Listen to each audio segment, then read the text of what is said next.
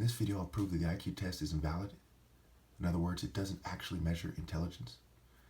I'll prove that women who insist on financial stability are gold diggers, they're evil, they're cruel, they're monsters, and society's been using a sick social norm scale instead of admitting this fact. What they're doing is a form of racism, scientific racism. Bear with me, you'll see what I mean.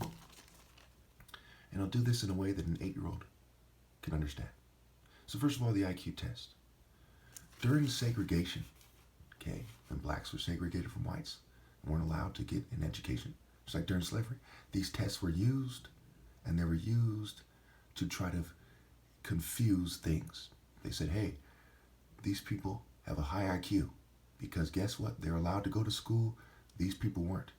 Over time, in these school systems that are for white people, by white people, not only do they have better facilities quite often, but they're made with a sort of white person's thinking in mind. Think about how Africans used to teach each other. Their oral traditions, their exact way of teaching versus the exact way that various white groups of white people used to teach each other and their written traditions, okay? Obviously, eventually black people would write, but it's not that simple. And a lot of black people who think more like white people are trying to confuse this, okay? The Freemasons and so on and so forth, and that goes back to the scribes like Imhotep that the Masons look up to. These are people that wrote things down and thought a certain way versus the warriors. Warriors and Masons are not the same people. Okay. Also, the type of intelligence that it measures. It does not measure interpersonal or intrapersonal. Okay, knowledge of oneself, understanding others. Existential, doesn't answer questions of why we're here. Naturalist, okay, doesn't understand, doesn't measure someone's ability to understand objects in nature. Spatial intelligence, how these objects relate to each other. It doesn't measure bodily kinesthetic, okay? The brain function doesn't measure mental power, like martial arts is a form of, basically the only true form in a sense of proving brain power. Think of Dragon Ball Z, the cartoon, right? It proves my point pretty well. And it doesn't effectively show logical, mathematical, because it doesn't tap into every type of knowledge, every type of logical brain process there could be. Okay, so in other words, if I ask you a question, a riddle, that you might understand and the guy next to you might not, but I might ask a riddle that he understands and you don't. And there's certain cultural reasons, social reasons, etc. for this, All right. So now, another way to look at it is the falcon versus the owl and the bookworm. The owl is a kind of passive creature that doesn't have much intensity. The bookworm, right, is kind of a nerdy guy. He doesn't really understand things, okay, that have to do with why we're here, why to man up, why not to be a coward.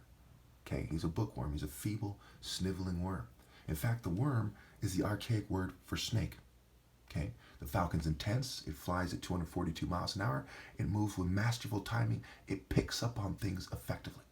Okay, the snake is a common dime a dozen person. Not everyone is me, the top martial artist. I'm the only one. No one else is even close to like me.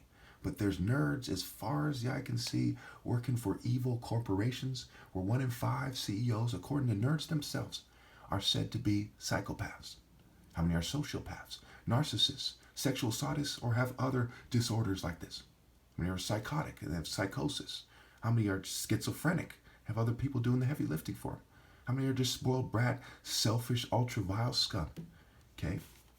They're basically a bunch of Lex Luthor, Dr. Doom, Magneto, Gargamel type of trash. Now, the snake is also a phallic symbol, the penis, okay? Mr. Snakey, to snake means to cheat. These people get the attractive women while I'm being shunned, okay? There is nothing decent about being a nerd in this day and age, and from this point on especially. So that's pretty straightforward. Now, even when we look at the intelligence agencies, are they a bunch of falcons? No. They're a bunch of bookworms and nerds. Go to their sites, look at who they are, where are they recruited from, okay? What kind of grades do they get?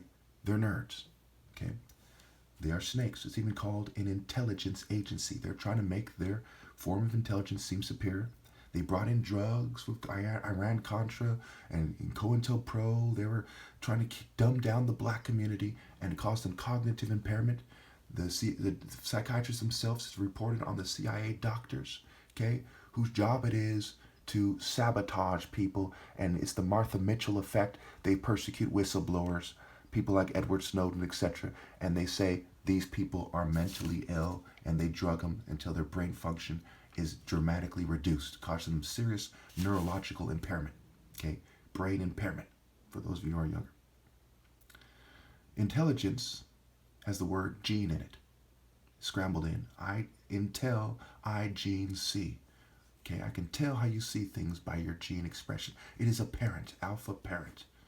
Okay, it's also a word that means privileged information. Okay, which also gives away why they're wrong. If you're in some kind of group behind the scenes, some kind of social club, and you're exchanging the tricks of the trade, including tricks of studying and learning, and you know there's the Stanford scandal. You bribe teachers to help your children, and there's all kinds of ways they can get ahead. Okay, when we look at the measure of groups that is being used, it is false. It isn't valid. We can't look at white people and black people and compare them by IQ tests. The IQ test is false, and on top of that, they are using tricks of the trade on top of their more privileged educations that they're receiving. It's pretty straightforward. I've proven my point to a T. And I shouldn't even have to bring up the corporate person. Well, let's imagine the corporate person with her professional dress. She might be showing cleavage. She wears heels, which were worn by prostitutes in Rome and butchers in Egypt.